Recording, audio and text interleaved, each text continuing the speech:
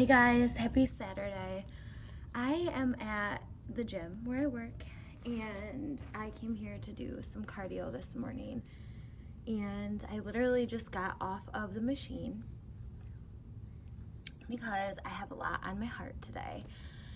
And I couldn't wait any longer to just come here and talk to you guys and get it off my chest because I feel safe talking to you guys, and I just think there is some stuff that I want to clarify about my journey here as a coach.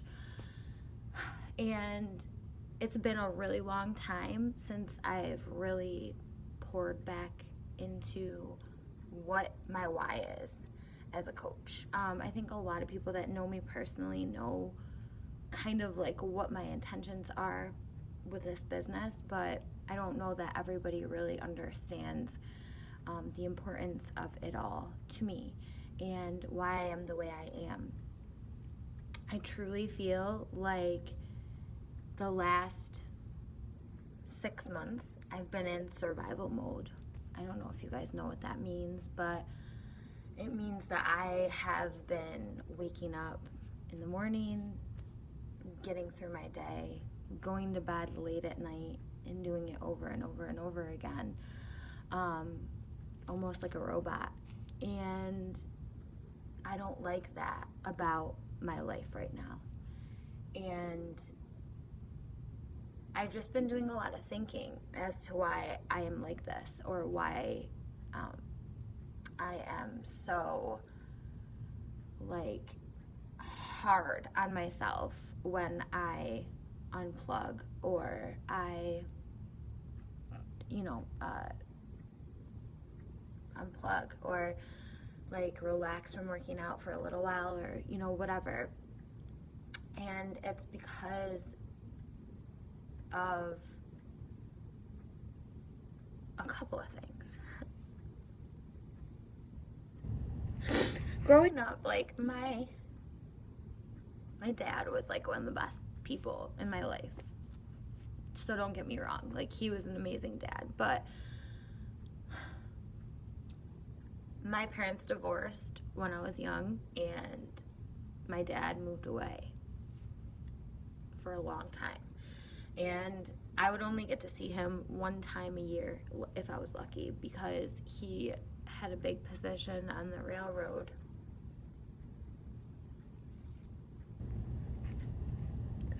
And he had moved to Maryland, and he used to call me every day, but he never went to my swim meets unless he was here visiting. He never really got to see me accomplish things in high school. I always had to tell him on the phone what it was like, or try to portray to him sorry, how exciting it was or meaningful it was. And you know what? He was my best cheerleader. On the phone, he would call me, he would say he's proud of me, he would send me, little surprises in the mail. But he moved away because he wanted to work hard in the company that he worked for, because my dad was adopted. He doesn't have any family. And so he kind of was left to survive on his own growing up and kind of figure out, how to get through this life on his own. And so he became a workaholic because that's really all he had. And he, worked his ass off. Like, he was like at the top of this company, and he ran this whole division of, engineers. And he didn't even go to school to be an engineer, and he's really proud of that. So I don't fault him at all for all the hard things that he's done to get to where he is today. I mean, he's not very healthy. He was a workaholic, and so he never really took time for himself. And lately, I feel like maybe I'm following in his footsteps, but for different reasons. And so I'm taking this time to just let this off my chest because I see that in myself. You know, I wake up in the morning and I work all day long. And sometimes I have a hard time unplugging, but I do it because I don't want that to be me in Ava's life. And it's almost like a contradiction because it's like I am doing it now so that I don't have to do it later. But when I wake up in the morning, you know, I dream every day about being able to wake up and take Ava to school or take her to gymnastics. That's something that she wants to do.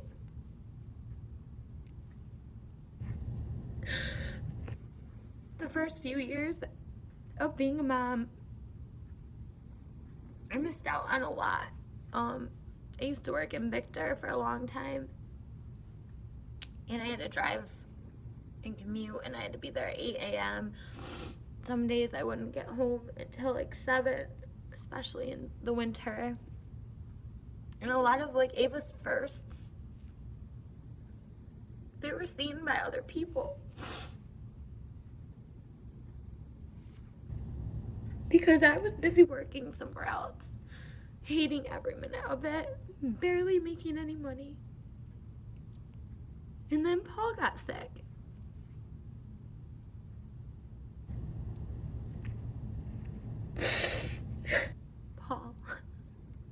Paul is everything to me. And I still haven't recovered from what happened to him 3 years ago, this weekend. I'll never forget being in the ambulance right after being told that he had a brain tumor, which it didn't end up being a tumor, but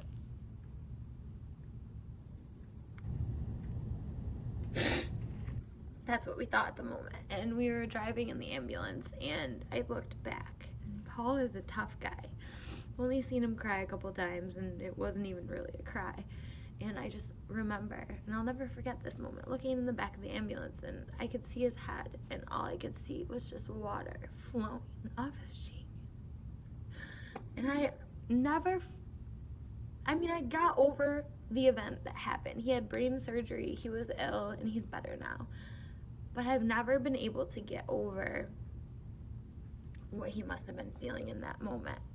And so then he became another part of my why. Not only do I want to be there for Ava, but I want to hold on to Paul so much, so hard. I want to give him everything that he deserves for having to survive that moment. Like, I don't even care if it was for 2 hours. Like, thinking you have a brain tumor that is like an emergency and they're rushing you to another hospital, like, that's awful. And so now when I wake up in the morning, I'm sick and tired of not having dinner with my husband. Sick and tired of not having time to have date nights. And it's because we're busy working. We always have been.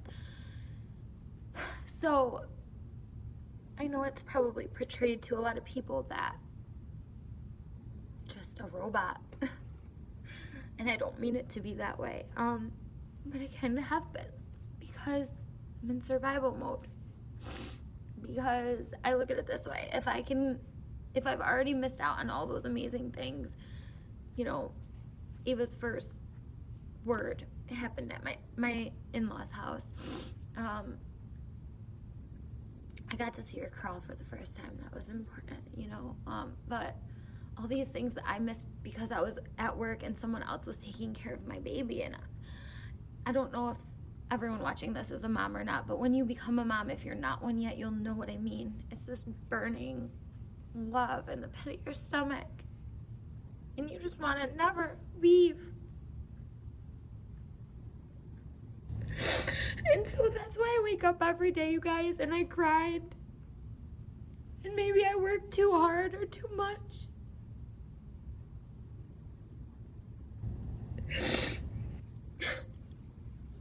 Maybe I seem unrealistic.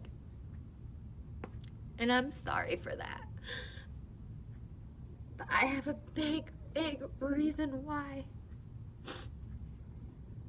And I'm not going to stop until I get there. I want to be present in my daughter's life.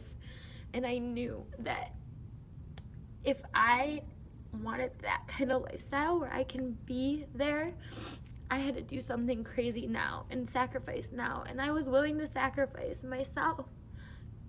I don't have fun. I don't go do things for me. It wasn't until recently that I even started getting my hair done again. And slowly but surely I'm taking baby steps to try to let go of that part of myself, that uptight, anxious part of myself. But I'm sure you guys can imagine when you haven't been sleeping for more than 6 hours a night for over 2 years, or even less sometimes, you know, you get a little tired and overwhelmed. But so I wake up every day and I'm willing to do above average because I know that it's going to pay off, and it has. You know, I don't regret any of this that I'm telling you guys, but I just hope that you maybe understand it better. And now my third why is for all of you guys. My goal is to go full time so that I can spend all day long doing what I love and really pouring into each and every one of you as individuals to help you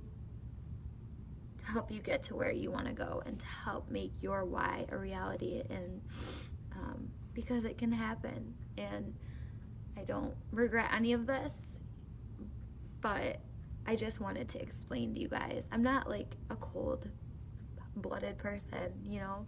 Deep down, I'm a very laid back, which I can't believe I'm saying because I don't feel laid back. Laid back person that likes to just enjoy simple things in life, and I haven't even been able to do that. So I don't encourage you guys to be like this, but I also don't discourage you from having a dream and a goal and being a person and just doing what you have to do to fucking get there. So I love you guys. I appreciate your patience. Sometimes you know, I'm probably hard to understand, but I hope this gives you guys a little bit more insight into who I am as a person, why I'm here and why I'm doing this. And I'm still learning about this whole leader thing. I was like some of you who are new in this team but one time, and I had all those thoughts of like, could I do this? Why would anyone want to be on my team? That kind of thing. And I think sometimes it's still, even 2 years in, scary because you talk to so many different people, and as a leader you have to learn how to communicate with different people on different levels. And so I'm hoping that maybe this video will help each and every one of you understand my why a little bit more, why I do this and why this opportunity has changed my life forever. I'm not going to be like my dad forever. I'm happy I'm like him in some ways, but I'm working now so I don't have to do that later. And I thank him for that because he's teaching me how to be a boss, or he taught me a boss. Don't be afraid to go out and get what you want, but also taught me the boundaries that I want to live my life within. So thank you guys for listening. I know this was a long-winded thing. I hope you guys have a great weekend. Do something fun. Do something for yourself. Bye, guys.